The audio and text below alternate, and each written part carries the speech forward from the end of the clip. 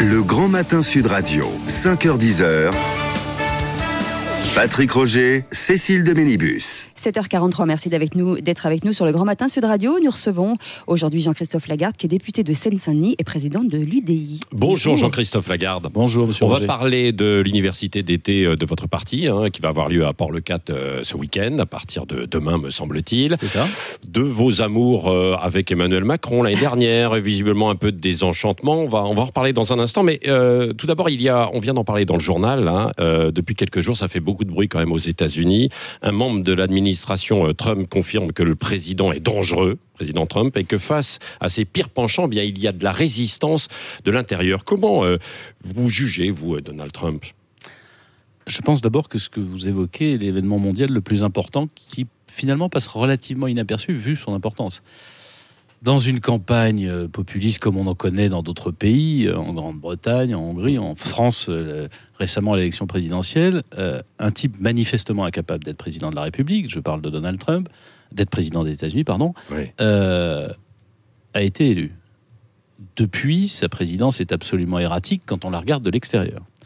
Et maintenant, on s'aperçoit, et moi, il se trouve que j'ai eu l'occasion de rencontrer un certain nombre de responsables républicains à Washington en décembre dernier, qu'il y a des gens parfaitement compétents chez les Républicains, on est d'accord ou pas avec eux, mais que à l'intérieur, ils comprennent que le président des États-Unis n'est pas apte à diriger les États-Unis. Et c'est absolument essentiel, parce qu'évidemment, la sécurité du monde est en cause, mais on devrait en tirer une autre leçon.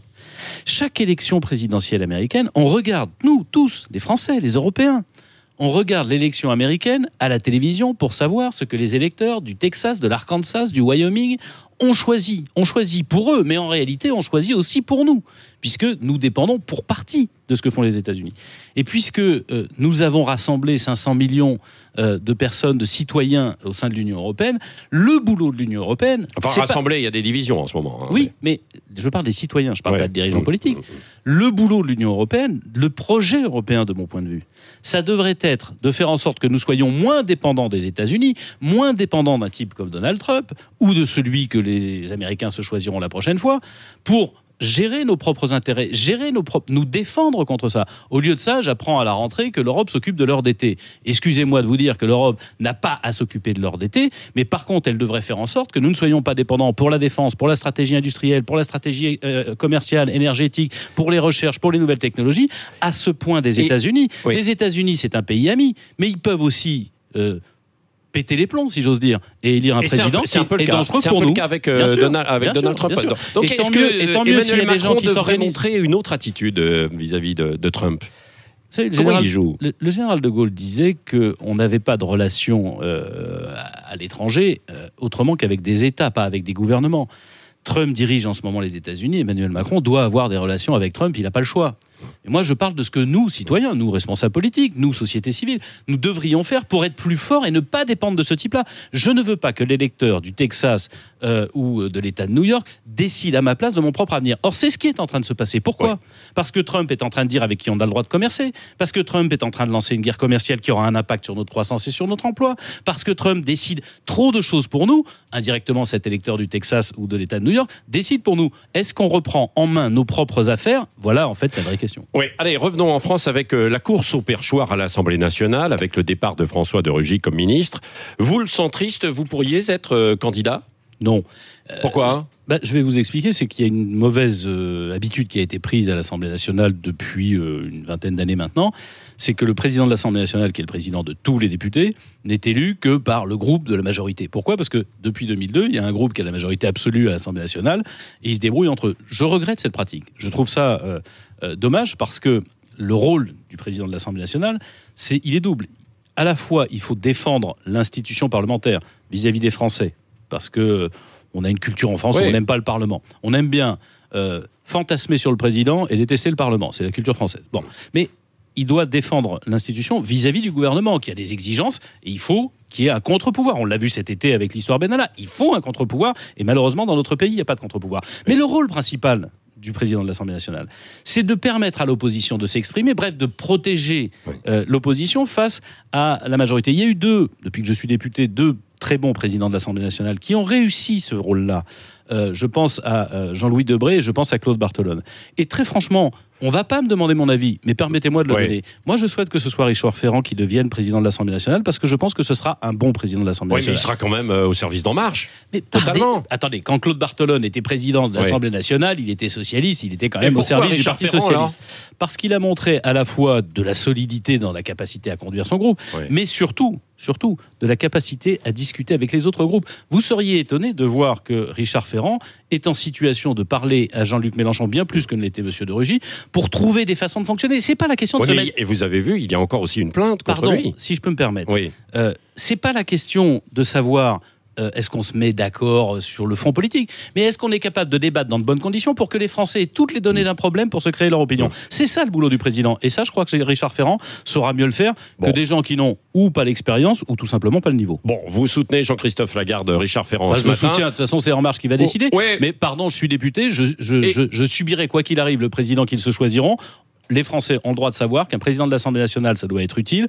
Et il se trouve que je pense que Richard Ferrand serait le meilleur. Oui, bon, nommer une femme, justement, Barbara Pompili est candidate, ça ferait avancer les choses ou pas ? Ce serait la première fois. François de Rugy a rencontré un problème, c'est qu'en réalité, il n'avait pas l'autorité sur le groupe En Marche, sur la majorité, donc il ne pouvait pas protéger l'opposition. Et il se trouve que Barbara Pompili n'aurait aucune autorité sur le groupe En Marche. Et donc, elle ne pourrait pas jouer son rôle institutionnel. C'est pas elle qui est visée en tant que personne. Le fait qu'elle soit femme ou pas, de mon point de vue, est assez accessoire. La question, c'est est-ce qu'elle a la capacité politique, le poids politique vis-à-vis de la majorité, à la fois de contenir le gouvernement quand c'est nécessaire, parce que c'est son boulot, et de protéger l'opposition. Elle ne serait pas en situation de le faire, de mon point de vue. Oui, Jean-Christophe Lagarde, donc venons-en à votre université d'été. Vous avez invité Gérard Larcher, Jean-Luc Moudingue, un certain nombre de personnalités. C'est intitulé « Dialoguer plus, réformer mieux ». C'est dialoguer avec qui ? Avec toujours Emmanuel Macron. On a l'impression qu'il vous tendait la main et peut-être un petit peu moins ces dernières semaines. Oh, mais là n'est pas le sujet. Dialoguer si. Non ? Pardon, pour nous, non. Dialoguer plus pour réformer mieux, oui, il y a un sujet sur la façon dont le pouvoir s'exerce.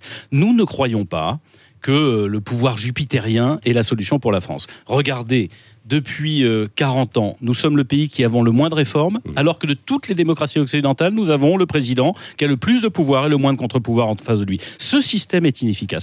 Et puisque, malheureusement, personne ne propose de changer l'institution, et je pense que c'est ça, vous savez, en 2017, les Français ont changé tout le personnel politique, mais on n'a pas touché aux institutions. Et on s'aperçoit finalement que ça ne marche pas forcément mieux.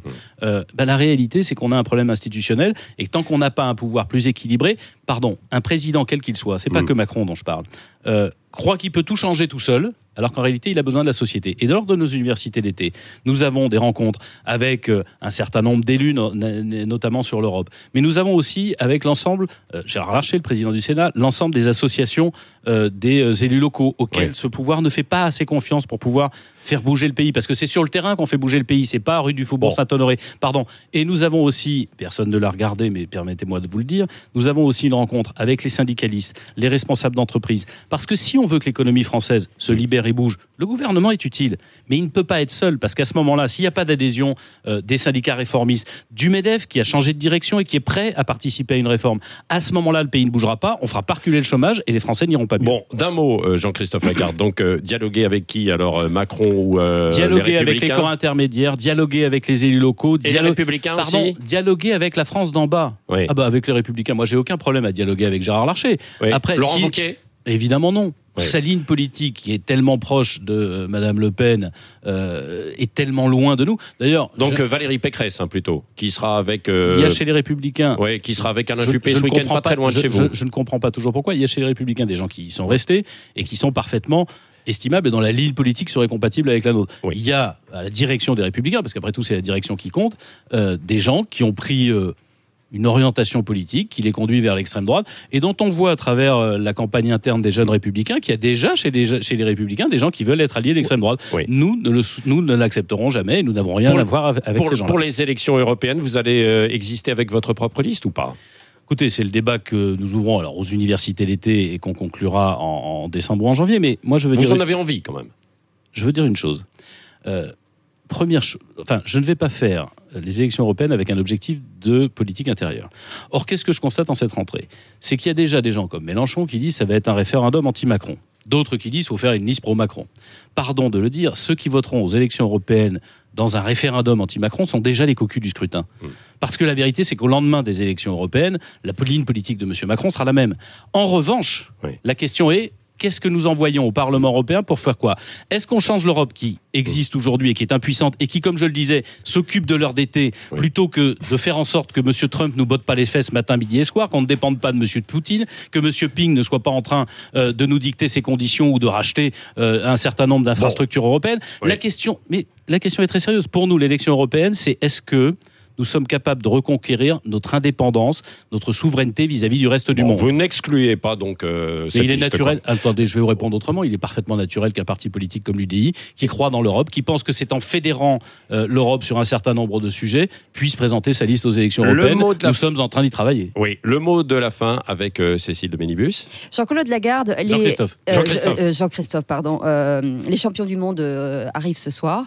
Quel est le meilleur coach pour vous, pour la France ? Qui a les meilleures méthodes ? Est-ce que c'est Emmanuel Macron ou c'est Didier Deschamps ?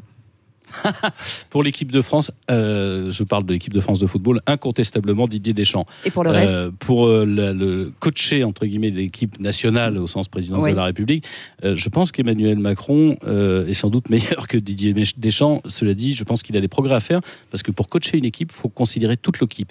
Quand on veut défendre une équipe, on ne prend pas que le premier de cordée, on s'occupe aussi du dernier. Voilà, merci Jean-Christophe Lagarde. Et je crois qu'on a un invité surprise, Dany Moreau, qui est avec nous dans le studio. Oui, notre imitateur. Bonjour, c'est Jean-Jacques Bourdin.